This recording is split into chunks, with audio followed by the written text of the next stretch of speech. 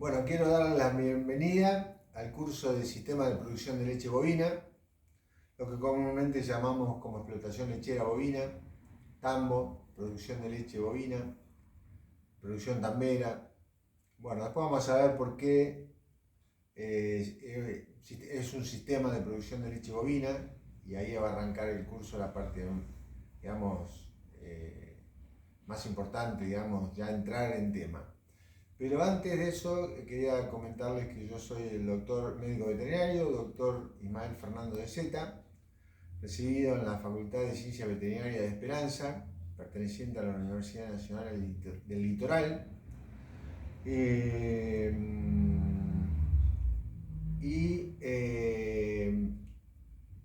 Quería comentarle algunas cosas. El curso va a ser un curso distinto, no sé si mejor o peor a otros cursos.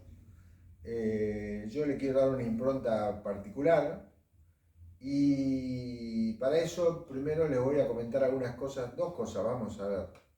Algunas cosas que quiero comentarle desde el punto de vista mío, es decir, de mi vida en particular, porque tiene que ver con el curso, porque va a tener un enfoque distinto, no sé si... Pero creo que le va a importar eso y después vamos a hablar un poco de la historia de la lechería, algunas cosas importantes, no toda la historia porque es enorme, en Argentina. Con respecto a mi vida, yo nací en Casilda en el año 1958, mis padres todos tienen campo, tenían tambo ahí en Casilda, también éramos cabañeros. En toda esa época, desde chiquito, me crié, si vivía en Casilda, pero iba al campo permanentemente. Eso me dio mucha experiencia, desde que pinté beretes, con aceite negro, con aceite comercial, pinté tranqueras, si arranqué de abajo, me enseñaron a poner postes, a ¿cómo se llama? A ordeñar, vi ordeños a mano, yo ordeñé al tarro, hice sí los puentes, estuve ahí permanentemente, también en esa época se hacían fardos, yo manejaba el tractor porque era chico, después ya en la época cuando tenía 12 años, eh, ya para el 72, 58, 68, 72, digamos, en la época que tenía 12, esa época que disfruté muchísimo más, de 12 a los 15 años, me la pasaba en el campo y también ganaba dinero porque me pagaban manejando el tractor cuando levantábamos fardos.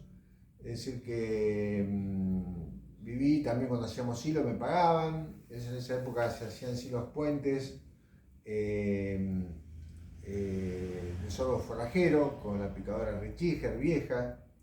Estas cosas las pueden comentar con sus abuelos, sus padres y demás. Teníamos cabaña, en la cabaña después íbamos a Palermo, a Rafaela, a Rosario, a la exposición. En Palermo me la pasaba bárbaro, dormía en un catre con las vacas.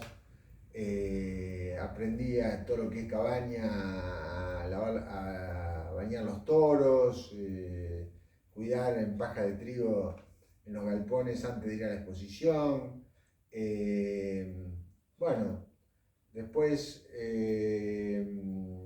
¿cómo se llama?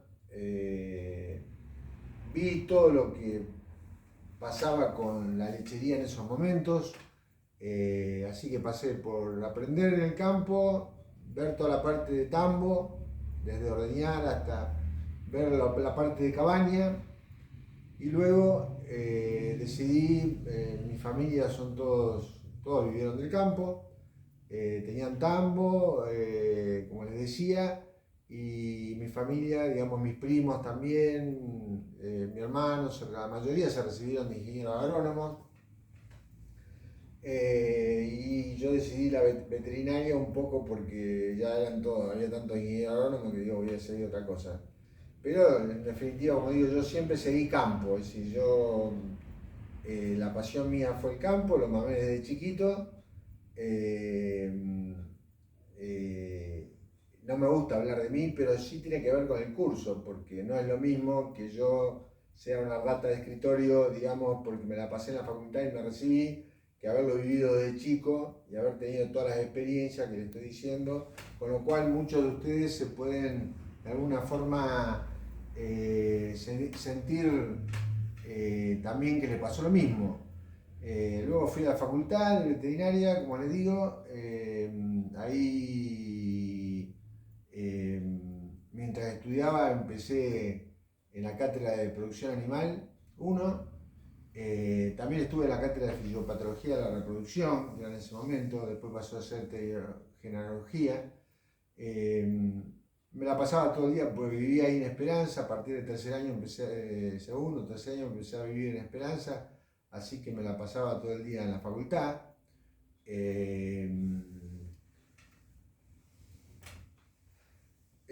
¿Cómo se llama? En ese entonces entré en la cátedra de producción animal 1, como les decía, y luego me recibí. Empecé a concursar, ayudante de segunda, ayudante de primera, ya ayudante de segunda en los años que estaba estudiando, ayudante de primera, jefe de trabajos prácticos, profesor adjunto, asociado, titular. Es decir, esto se los digo porque es importante seguir todos los pasos en lo que es el crecimiento, y concursé todos esos cargos, que eso también es importante. Porque vienen profesores de afuera que saben muchísimo más que uno, con mucho más experiencia, más grandes, y uno tiene que hacer una entrevista, que te preguntan de todo, tenés que hacer una clase que tiene que durar tantos minutos, tenés que tener antecedentes en producción animal. Y bueno, y después también no me quedé en la facultad, que tenía posibilidades, como profesor, digamos, como dedicación exclusiva. A pesar de que muchos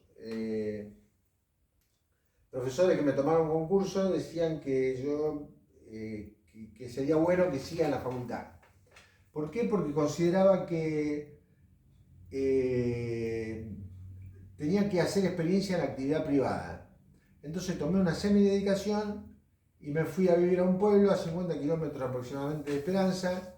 Estuve 25 años haciendo experiencia, arranqué de tambos en una zona que prácticamente había 0% de siembra de praderas, de pasturas, tambos que ordeñaban con ternero. Es decir, arranqué en una zona, después vamos a ver, porque hay mucha dispersión con respecto a eso, en las zonas de producción de leche.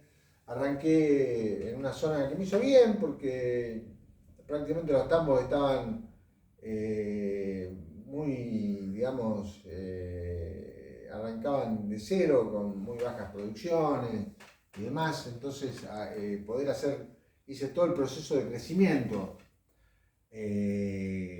con esos tambos. Ahí hice mucha clínica, clínica médica, aprendí muchísimo todo lo que sea enfermedades y tratamientos, y me fogueé mucho porque había un veterinario que estaba ahí, pero ya estaba terminando. Incluso que en la época me acuerdo que había empezado, él se había enfermado, había tenido una hernia que había estado bastante grave, así que el primer año que empecé, me acuerdo que el primer mes tuve 80 casos clínicos. Bueno, se hacía mucha clínica en esa época, pero yo me había especializado, digamos, ya había empezado a especializarme, iba para la parte de reproducción. Así que atendí, bueno, en el término de esos 25 años llegué a atender 41 tambos, que es una locura, porque más de 10, 11 tambos no se pueden atender, vos tenés que ir 2 veces por mes, sacar las vacas, después ya vamos a ver, ya vamos a hablar de eso, sacar las vacas que tenés que revisar y demás.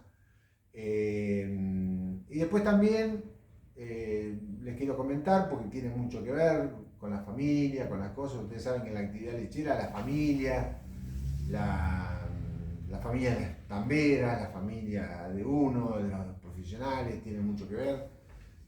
Dónde vive, dónde se desarrolla. Yo tengo una familia con 6 hijos, en este momento tengo 12 nietos, pero en ese momento que estaba ahí tenía 6 hijos. Mi señora me ayudaba muchísimo, no solamente tuvo que criar a todos estos chicos, sino que también pusimos una veterinaria.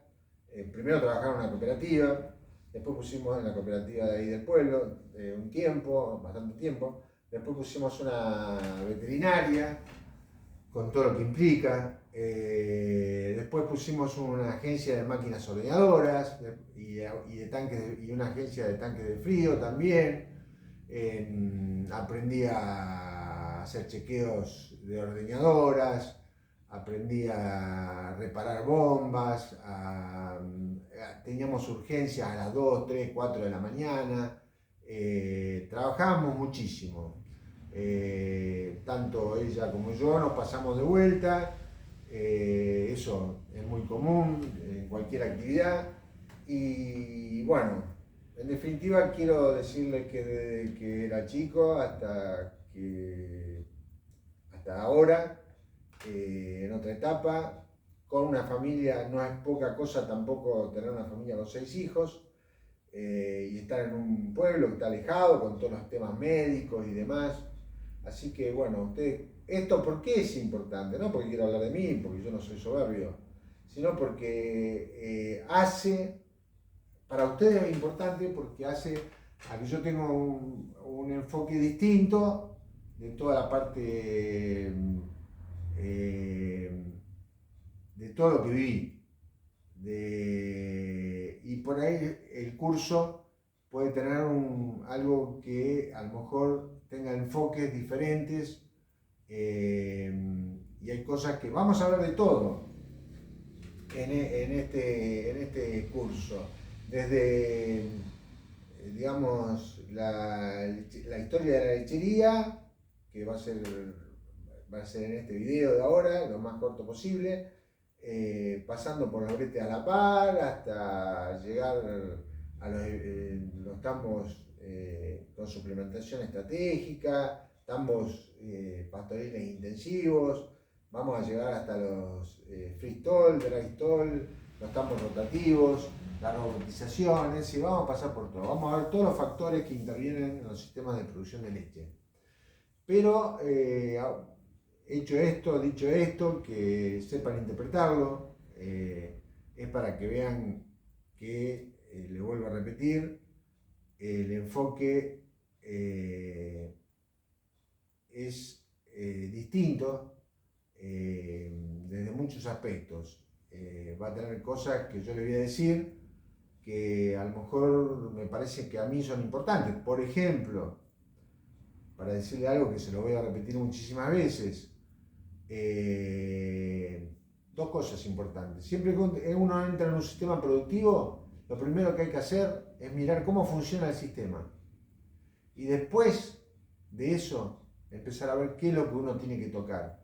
Porque se puede equivocar. A lo mejor toca algo que no tiene que tocar y que está funcionando bien. Por ejemplo, otra cosa por ahí importante es hay que aprender a sentarse con el productor lechero, si es un dueño. Después vamos a ver que hay empresas familiares y demás, ahora actualmente, pero sentarse con el productor y ver qué es lo que quiere hacer el productor y a dónde quiere llegar y qué sistema quiere tener él. Porque muchas veces, uno peca por soberbia, algunos profesionales, yo he visto, yo no, porque lo he aplicado, y uno hace lo que quiere que uno hacer o cree que lo que uno quiere hacer. Y a veces lo metemos, por ejemplo, a un productor en un sistema pastoril intensivo, con mixer y demás, y maíces, silos de picado fino, embolsado, y por ahí a lo mejor el productor quiere un tambo y por ahí se muere un infarto por todos los gastos que tiene. Y a lo mejor quería un sistema más sencillo, por eso hay que sentarse, tomar mate y ver qué es lo que quieren. No sé si se entiende lo que digo, pero ya lo vamos a hablar ese tema.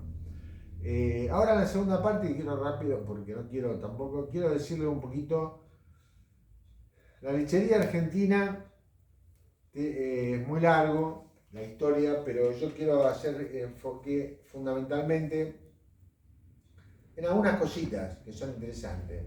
Para que ustedes tengan una idea, ACHA, la Asociación de Criadores de Ganado Argentino, se fundó en 1944. En los años 60 ya había 30.000 tambos en Argentina, distribuidos en todo lo que es la Pampa, Pampa húmeda, o la región pampeana, Buenos Aires, Córdoba, Santa Fe, sudeste parte de Córdoba,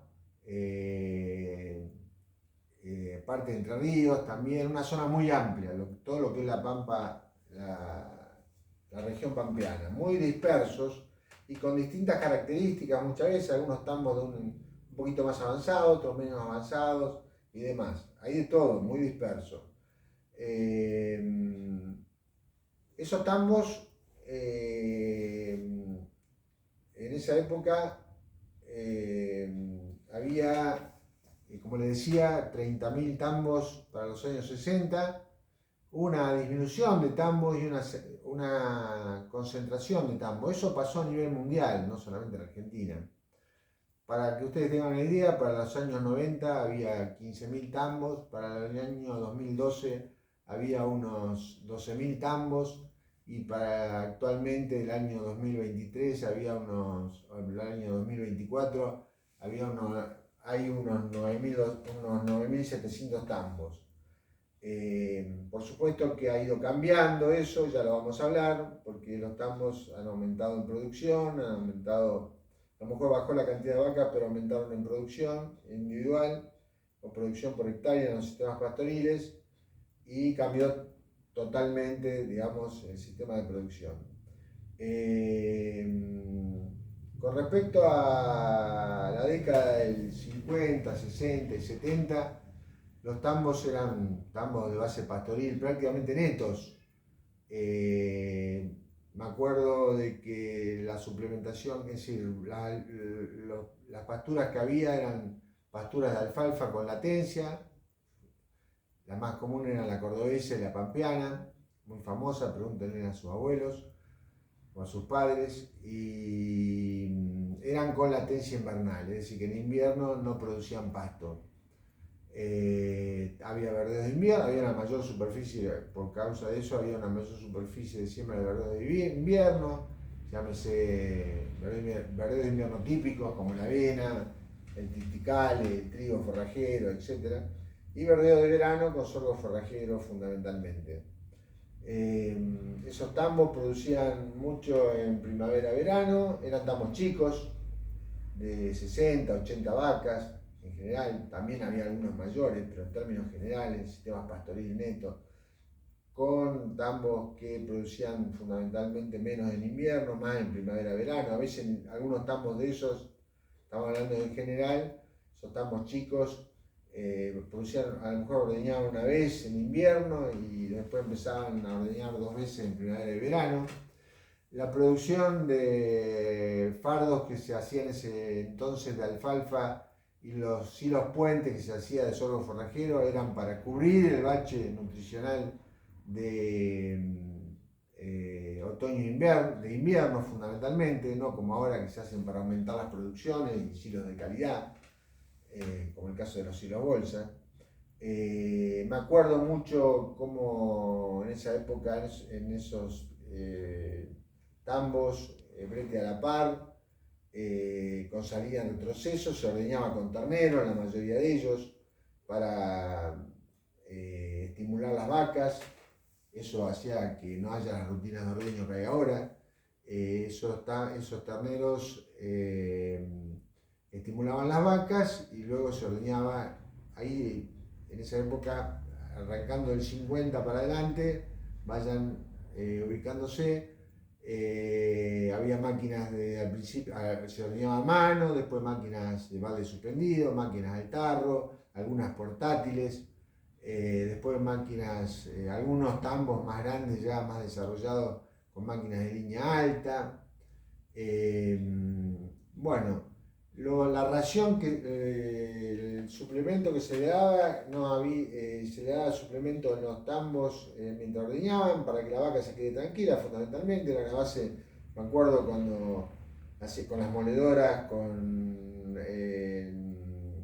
la toma de fuerza del tractor, las hacíamos funcional, y molíamos los fardos y molíamos o partíamos según la zaranda los granos de maíz y se le daba en la batea mientras ordeñaban, es decir que era mínimo, digamos, la suplementación que se le daba en ese momento, no había suplementación afuera ni nada por el estilo. La vaca en ordeño, la relación vaca en ordeño vaca seca era no la de ahora, 80-15 o 80-20 o 85-15, sino que generalmente había deficiencia, en términos generales había 60-40, eso debido a lactancias cortas y también a que había problemas reproductivos en la mayoría de los tambos. No había asesoramiento reproductivo, entonces las vacas se iban a secas con 4 o 5 meses de preñez, con lo cual la cantidad de vaca seca era mayor. La vaca seca iba al potrero peor o más lejano, con lo cual muchas veces no se las controlaba o no se las vigilaba correctamente. Bueno, eso más o menos es el panorama. Dentro de ese panorama general de la mayoría de los tambos, quiero hacer hincapié en que en toda esa época del, ya le digo, como Hacha arrancó en 1944, ahí arrancaron los primeros, también arrancaron ya en el 58 el INTA, que es muy importante, el Instituto Nacional de Tecnología Agropecuaria, que es fundamental, el CONICET, también las universidades, con el 61 la Universidad de Esperanza, por ejemplo, que arrancó con 21 alumnos, donde estaba un profesor que fue mío, el doctor Oscar Galmero, un gran profesional. Había también INTAs, el INTA de Balcarce, el INTA de Anguil en La Pampa, estaba la Martona, digamos, como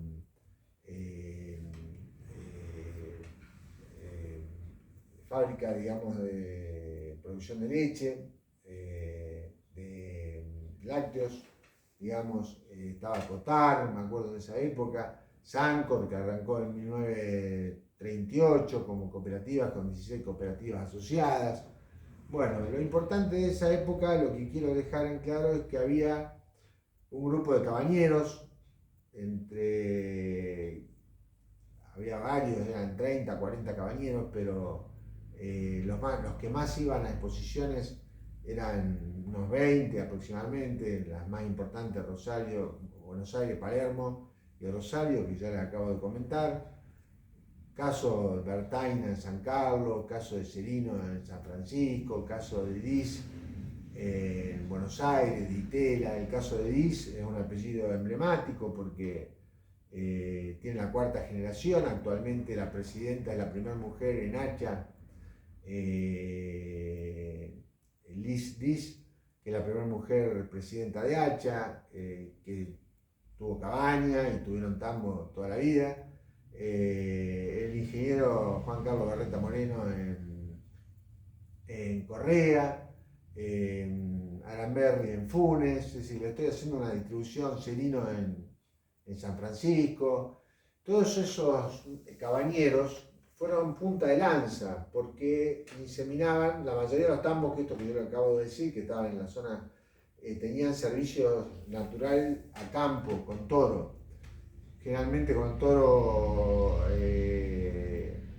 en forma continua con las vacas, llevaban pocos registros y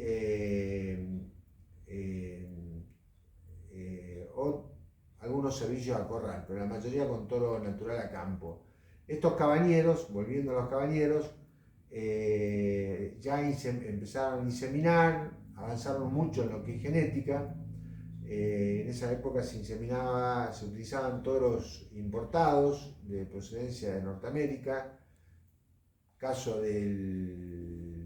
Les nombro casos emblemáticos como el Citation R, el ABS, ni hablar, el Rockman, etcétera, para que tengan una idea. Había ampollas y pastillas y se realizaba la inseminación, ya empezaban a registrar las terneras, empezaron a pasar, había, ¿cómo se llama? Calificadores que venían a las cabañas a calificar las vacas, las terneras, ya se empezaba a ver jurados, digamos, como el ingeniero Barreta Moreno, que era jurado, fue 2 veces en Palermo, fue el único profesional que fue 2 veces jurado en Palermo, también juró en el exterior.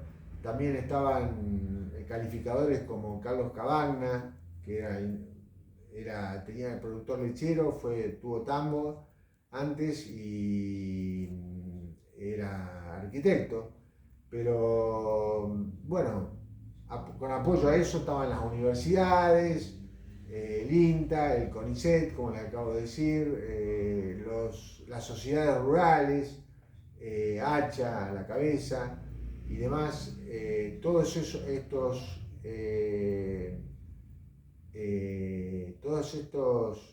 cabañeros fueron punta de lanza y muy importante para el progreso de la lechería en el futuro. Eso fue años 50, 60, 70 hasta el 80.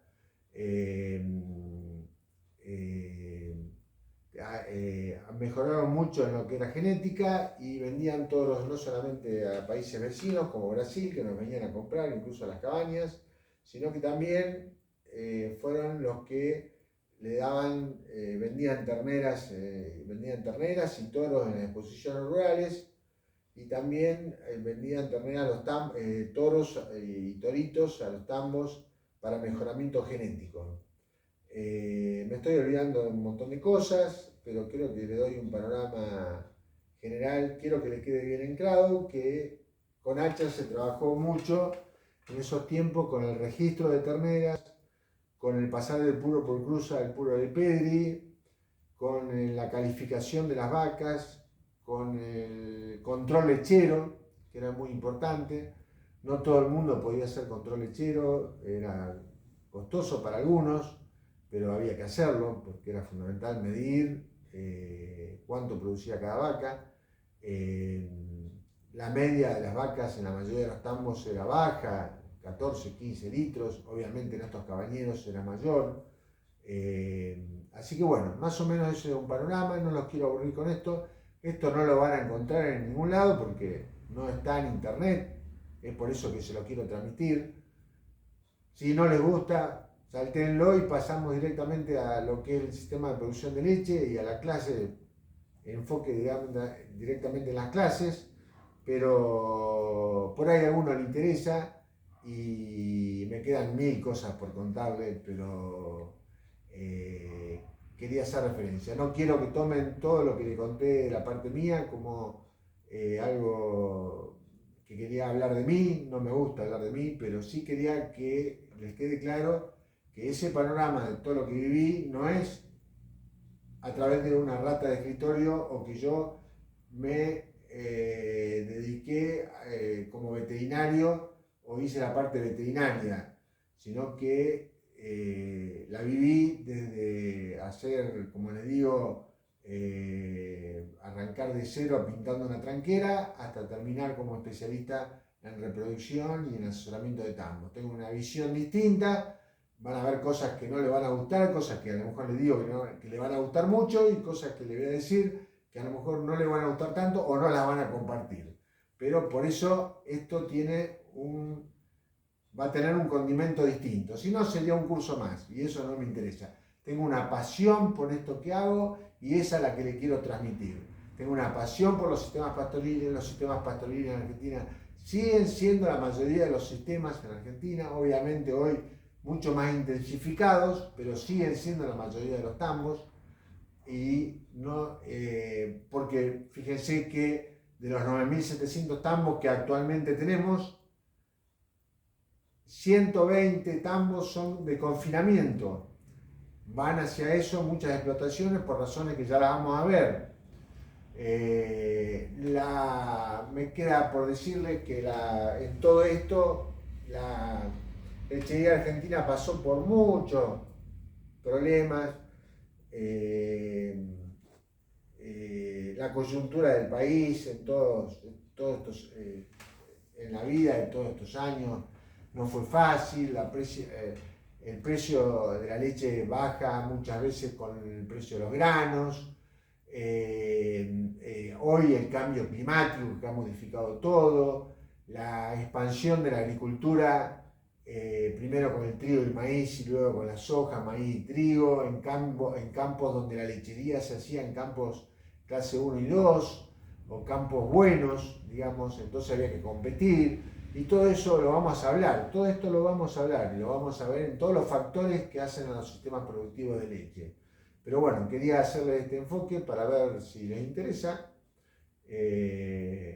y si les interesa el curso, cómo más o menos lo vamos a manejar. Me van conociendo con esta introducción. Les mando un abrazo y nos vemos en el próximo video.